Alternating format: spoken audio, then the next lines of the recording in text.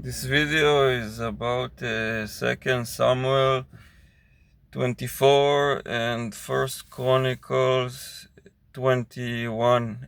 So there's these chapters, they tell the same story. This story is false. Okay, it's like some false story that someone made up and got into the Bible. I'll explain how we can know that it's false. There is two things there that tell you that, well, several things there tell you that it false, but basically it presents God as evil, and second of all, it makes mistakes that are stupid, and God doesn't make stupid mistakes.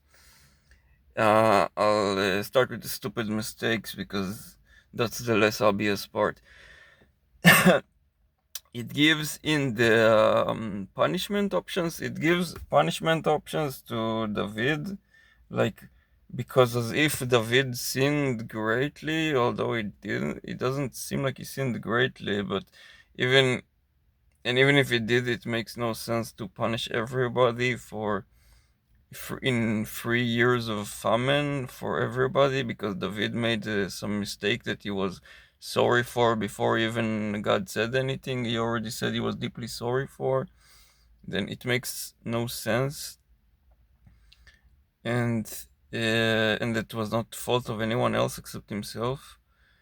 So it's that, or that is like, that makes no sense and seems evil, especially that it says in the beginning that God um incited David to do that, and that he sent Satan to incite him to do that. But there is something stupid there that people probably didn't notice. In the option punishments, it gives you three options for punishment. 3 years of famine, that's horrible, okay.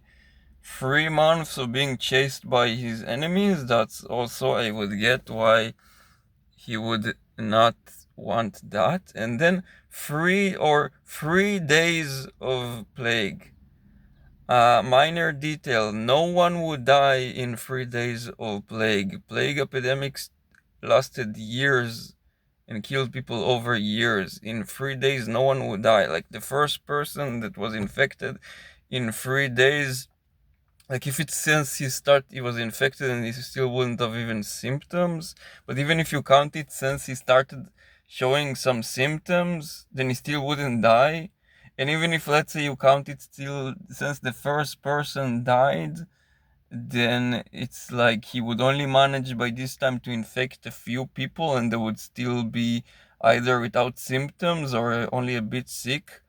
So by the time maximum, if you start counting, since some few people died, and there would be another few people that got infected but still didn't die within 3 days. It takes some time until people start even developing symptoms. So within a 3 day epidemic, it's like no one would die, or maybe a few people would die, depending how you look at it. More reasonably, no one would die. So it's like the third option is just stupid.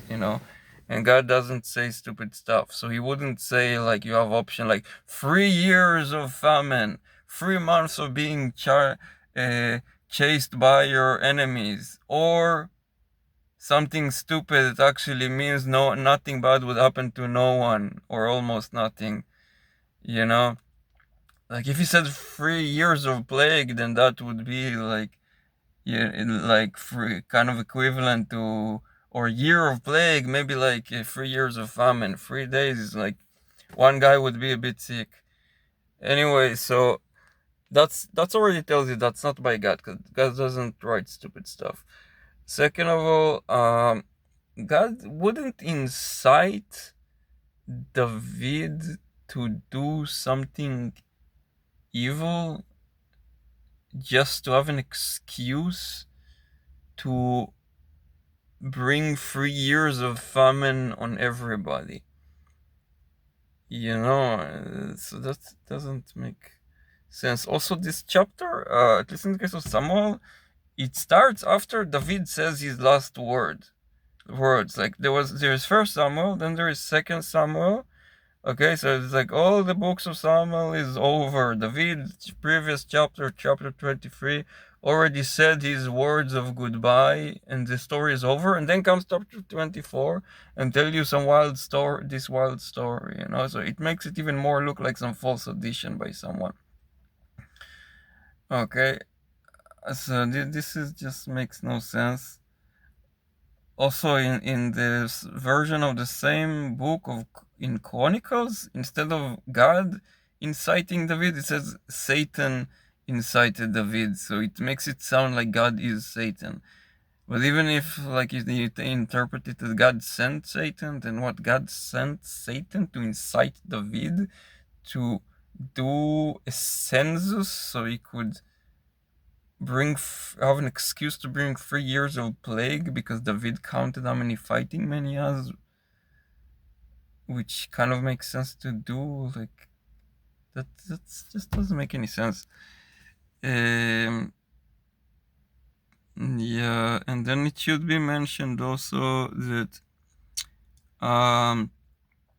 there is a lot of other cases when there is some false addition that it's in the end or before, uh, after the end or before the beginning of some story. Like the book of Revelation, for example, is the last book, not by coincidence. It's because like it was added, it's the last book that was added, it was most disputed. It has nothing to do with the rest of the Bible, it's clearly false. Nothing came true, no one testified in favor of it in the rest of the Bible. It has nothing to do with anything.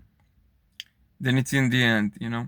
You have the ending of Mark, the book of Mark, it was proven to be wrong. Also, you notice it's by some unknown writer, again, unknown writer, like these two other example I gave, after all the book of Mark is over.